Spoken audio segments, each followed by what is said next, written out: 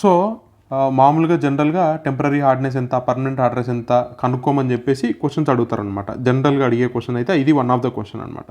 So అవి కనుక్కోవాలంటే ఎలా అనేది చూద్దాం ఒకసారి. చాలా బ్రీఫ్గా చేసుకుంటూ వెళ్ళిపోదాం, కానీ ఆన్సర్స్ ఈజీగా వస్తాయి. సో మనకేం తెలుసు బేసిక్స్లో, టెంపరీ హార్డ్నెస్ దేని ద్వారా వస్తుంది?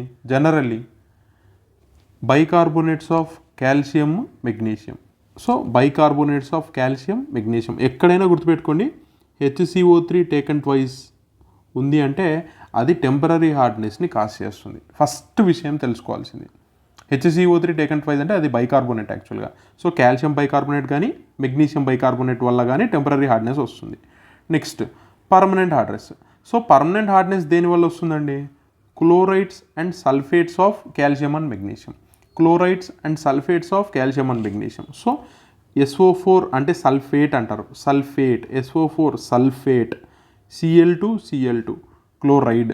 సో ఎప్పుడైనా మామూలుగా జనరల్గా రియాక్షన్ ఎలా జరుగుతుంది అంటే Mg2 ప్లస్ Cl మైనస్ ఈ రెండు కలిసినాయంటే ఎలా ఫామ్ అవుతుంది అంటే అది MgCl2 అవుతుంది, మెగ్నీషియం క్లోరైడ్ అవుతుంది. సిమిలర్గా కాల్షియం కూడా అంతే, Ca2 plus Cl minus is equal to CaCl2 అవుతుంది. So sulphates, chlorides of calcium and magnesium వీటి వల్ల అక్కర్ అయింది అంటే అది పర్మనెంట్ హార్డ్నెస్. సో గుర్తుపెట్టుకోండి, HCO3 అనే టర్మ్ వచ్చింది అంటే అది టెంపరీ హార్డ్నెస్. అలా కాకుండా SO4 Cl2 ఇలాంటి టర్మ్స్ వచ్చినాయంటే అది permanent hardness. So sorry, HCO3 వచ్చిందంటే టెంపరీ హార్డ్నెస్, SO4 లేదా Cl2 ఈ టర్మ్స్ రిలేటెడ్ వచ్చినాయంటే అది పర్మనెంట్ హార్డ్నెస్ కాజ్ చేస్తుంది. సో నెక్స్ట్, ఆల్రెడీ మనకు తెలుసు గ్రామ్ మాలిక్యులర్ వెయిట్ ఎలా క్యాలిక్యులేట్ చేస్తామో మనకు తెలుసు. GMW అని చెప్పేసి మనం చూసినాం ముందు వీడియోస్లో. GMW ఎలా క్యాలిక్యులేట్ చేస్తాం, GEW ఎలా క్యాలిక్యులేట్ చేస్తాం, ఇదంతా మనం చూసినాం. సో ఒక్కసారి రీక్యాప్ వేసుకున్నాం. So first CaCO3 calcium carbonate. So దీనికి ఎలా క్యాలిక్యులేట్ చేస్తాం? Cl ఎన్ని ఉన్నాయి? ఒక్కటి ఉంది. So calcium molecular weight, calcium weight ఎంత? Atomic weight 40. Next carbon 12, O3. So ఆక్సిజన్లు 3 ఉన్నాయి, 3 × 16 48. సో ఇలా టోటల్ యాడ్ చేస్తే ఎంత వస్తుంది? 100 వస్తుంది. సో నెక్స్ట్ MgCl2 చూడండి. MgCl2 మెగ్నీషియంకి ఎంత? 24 atomic weight. Cl2, so 2 chlorine atoms ఉన్నాయి, ఒక్కొక్క క్లోరిన్ ఆటమ్ వెయిట్ ఎంత? 35.45 ఎంత ఉంటుంది? సో 35.5 చేస్తే ఎంత? 71. ఈ రెండు యాడ్ చేస్తే 95. సిమిలర్గా మిగతావి కూడా మీరు అన్నీ ఒకసారి ప్రాక్టీస్ చేయండి, ఏ దానికి ఎంత వస్తుంది. ఇప్పుడు నేను ఇక్కడ రాష్ట్ర చూడండి, HCO3 టేకన్ ట్వైస్కి 162 వస్తుంది. సో ఇప్పుడు MgHCO3 టేకన్ ట్వైస్కి ఎంత వస్తుందో రఫ్గా చేద్దాం. Mg ఎంత అండి? ఒక్కటే ఉంది Mg, సో 24 ఒకదానికి. నెక్స్ట్ H2లు 2 ఉన్నాయి, హైడ్రోజన్ 2 ఉన్నాయి. నెక్స్ట్ కార్బన్ ఎన్ని ఉన్నాయి? 2 ఉన్నాయి. సో 2 × 12 ఎంత? 24.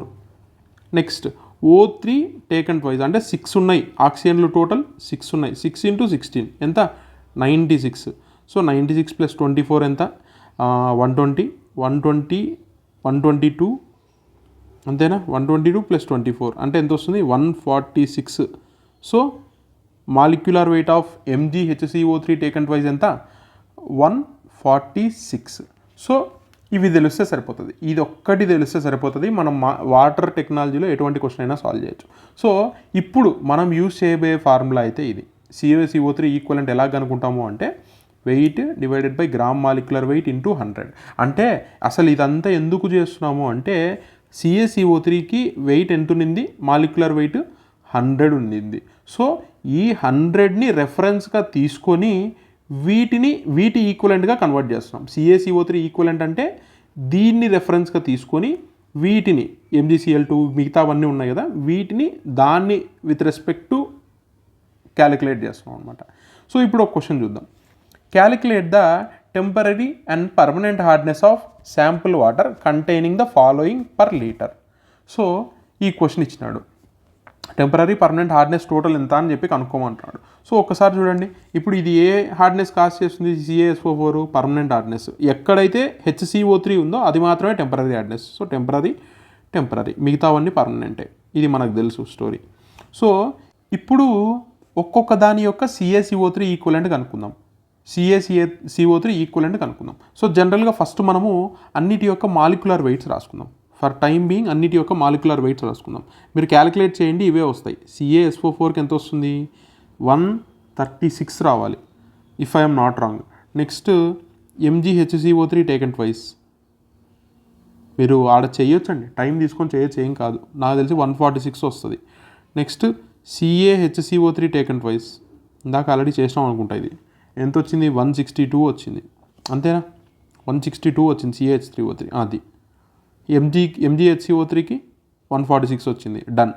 నెక్స్ట్ MgCl2కి ఎంత వస్తుంది? MgCl2కి 95 వస్తుంది. నెక్స్ట్ CaCl2కి ఎంత వస్తుంది అంటే 111 వస్తుంది. నెక్స్ట్ MgSO4కి ఎంత వస్తుంది అంటే 120 వస్తుంది, if I'm not wrong. So ఇవి మాలిక్యులర్ వెయిట్స్ వచ్చేసి ఇవి, గ్రామ్ మాలిక్యులర్ వెయిట్స్ వచ్చేసి ఇవి. సో ఇప్పుడు ఒక్కొక్క దాని యొక్క CaCO3 ఈక్వలెన్స్ కనుక్కుందాం. ఒక్కొక్క దాని యొక్క CaCO3 ఈక్వలెన్స్ కనుక్కుందాం. ఫస్ట్ టెంపరరీ హార్డ్నెస్కి సంబంధించిన వాటి గురించి కనుక్కుందాం. సో టెంపరరీ హార్డ్నెస్కి సంబంధించి ఏవేవి ఉన్నాయండి ఇక్కడ? ABCDEFలో ఏవేవి కాస్ట్ చేస్తున్నాయి చెప్పండి temporary hardness? 1 C, 2 D. So రెండిటి యొక్క కనుక్కుందాం. ఫస్ట్ CaHCO3 టేకెన్ ట్వైస్, దీనికి సంబంధించి కనుక్కుందాం. సో వెయిట్ ఎంత ఇచ్చినారండి? 16.2 divided by gram molecular weight ఎంత? 162 × 100. సో చేస్తే ఎంత వస్తుంది? 10 ppm వస్తుంది, లేదా 10 mg/L వస్తుంది. 2 యూనిట్స్ సేమ్ కాబట్టి హార్డ్నెస్ని దీంతోనే మెజర్ చేస్తారు యాక్చువల్గా, ppm కానీ mg/L కానీ. సో ఈ రెండిట్లో. నెక్స్ట్ MgHCO3 టేకెన్ ట్వైస్ చూద్దాం. MgHCO3 టేకెన్ ట్వైస్ ఎంత వస్తుంది? వెయిట్ ఎంత ఇచ్చినారు? 7.3 divided by gram molecular weight ఎంత ఉంది? 146 ఉంది, × 100. సో ఎంత వస్తుంది? 730 వస్తుంది. సో 5 ppm వస్తుంది. అయిపోయింది. ఇప్పుడు టోటల్ టెంపరరీ హార్డ్నెస్ ఎంత వస్తుంది చెప్పండి? టోటల్ టెంపరరీ హార్డ్నెస్ ఎంత వస్తుంది చెప్పండి? ఎంత వస్తుంది? 10 + 5 ఎంత వస్తుంది? 15 ppm ఆర్ 15 mg/L. అది temporary hardness calculation. Next permanent hardness calculate చేద్దాం. సో అదర్ దాన్ CD, మిగతావన్నీ కూడా ఇక్కడ ఉన్న వాటిలో అదర్ దాన్ CD ఆ రెండు తీసేస్తే మిగతావన్నీ కూడా పర్మనెంట్ హార్డ్నెస్నే ఇస్తున్నాయి. సో ABEF ఈ 4 కూడా పర్మనెంట్ హార్డ్నెస్నే కాస్ట్ చేస్తున్నాయి. సో ఇప్పుడు చూద్దాం. ఏముంది? CaSO4. సో CaSO4కి మనం ఏం చేస్తున్నాం? CaCO3 ఈక్వలెంట్ కనుక్కుంటున్నాం, కాల్షియం కార్బోనేట్ ఈక్వలెంట్ కనుక్కుంటున్నాం. ఎలా కనుక్కుంటాం? వెయిట్ ఎంత ఇచ్చినారు? 13.6 ఇచ్చినారు. So 13.6 divided by gram molecular weight ఎంత వచ్చింది? 136 వచ్చింది, × 100. సో చేస్తే ఎంత వస్తుంది? 10 ppm వస్తుంది. నెక్స్ట్ బీలో ఏముంది? MgSO4 12 ఉంది. సో MgSO4 ఉంది. ఎలా కనుక్కుంటాం? ఇచ్చిన wait divided by gram molecular weight ఎంత వచ్చింది? 120 × 100 చేస్తే ఎంత వస్తుంది? నాకు తెలిసి మళ్ళీ 10 ppm వస్తుంది. నెక్స్ట్ ఏముంది? MgCl2 9.5. సో MgCl2 కనుక్కోవాలి. వెయిట్ ఎంత ఇచ్చినారు? 9.5 ఇచ్చినారు, డివైడెడ్ బై మన గ్రామ్ మాలిక్యులర్ వెయిట్ ఎంత వచ్చింది? 95 వచ్చింది, × 100. సో చేస్తే ఎంత వస్తుంది? 10 వస్తుంది, 10 ppm. నెక్స్ట్ లాస్ట్ ఎఫ్ ఏముంది? CaCl2. సో CaCl2 ఎంత ఇచ్చినారు? వెయిట్ 11.1 ఇచ్చినారు. So weight 11.1 divided by gram molecular weight 111 × 100 చేస్తే ఎంత వస్తుంది? 10 ppm. మళ్ళీ 10 ppm వస్తుంది, లేదా 10 mg/L. సో ఇప్పుడు టోటల్ పర్మనెంట్ హార్డ్నెస్ ఎంత?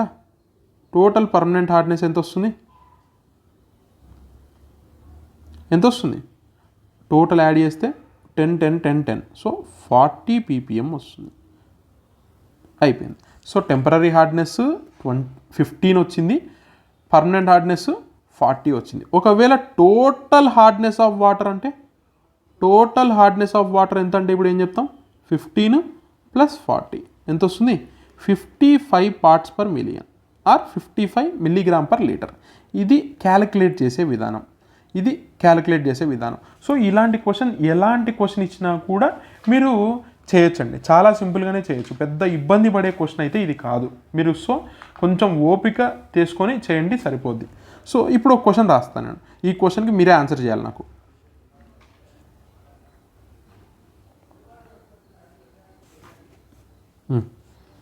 ఒక క్వశ్చన్ రాస్తాను ఉండండి.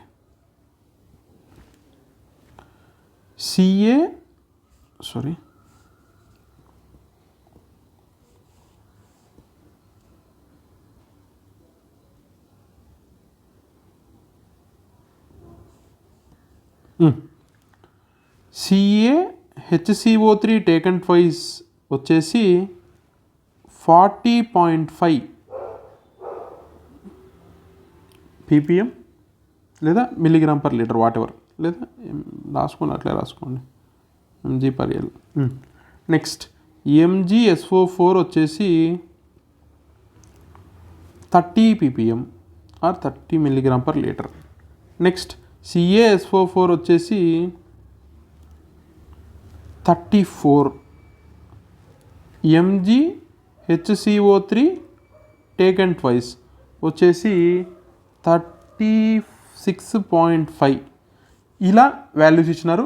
ఇప్పుడు వీడి క్వశ్చన్ ఏంటంటే టెంపరీ హార్డ్నెస్ ఎంత, పర్మనెంట్ హార్డ్నెస్ ఎంత, టోటల్ హార్డ్నెస్ ఎంత. ఇది వీడి క్వశ్చన్స్. మీరు చేయాలి ఈ క్వశ్చన్లు. మీరు చేసి నా కమెంట్స్లో ఖచ్చితంగా చెప్పాలి. ఎందుకు అంటే మీకు ఎంతవరకు అర్థమైంది అనేది ఇక్కడే తెలిసిపోతుంది. సో ఫస్ట్ స్టెప్ ఏం చేస్తాం, ఏవి పర్మనెంట్ హార్డ్నెస్ క్రాస్ చేస్తున్నాయి, ఏవి టెంపరీ హార్డ్నెస్ క్రాస్ చేస్తున్నాయి, అది తెలుసుకుందామంటే సరిపోతుంది. సో ఇప్పుడున్న దాంట్లో HCO3 ఉంది అంటే అది ఖచ్చితంగా టెంపరీ హార్డ్నెస్ కాజ్ చేస్తున్నాయి, మిగతావన్నీ పర్మనెంట్ హార్డ్నెస్ కాజ్ చేస్తున్నాయి. So 2 temporary causing, 2 permanent causing. So ఇది తెలుసుకొని చేయండి. నాకు ఈ మూడింటికి ఆన్సర్ చెప్పాలి మీరు. టెంపరీ ఎంత, పర్మనెంట్ ఎంత, టోటల్ ఎంత.